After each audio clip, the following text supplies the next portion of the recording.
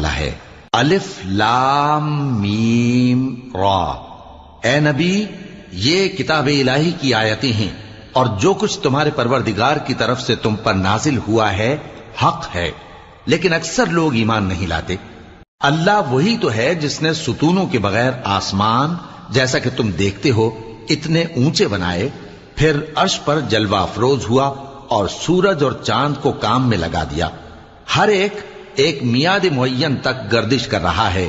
وہی دنیا کے کاموں کا انتظام کرتا ہے، اس طرح وہ اپنی آیتیں کھول کھول کر بیان کرتا ہے کہ تم اپنے پروردگار کے روبرو جانے کا یقین کرو۔ اور وہی ہے جس نے زمین کو پھیلایا اور اس میں پہاڑ اور دریا پیدا کیے اور ہر طرح کے میووں کی دو دو قسمیں بنائیں۔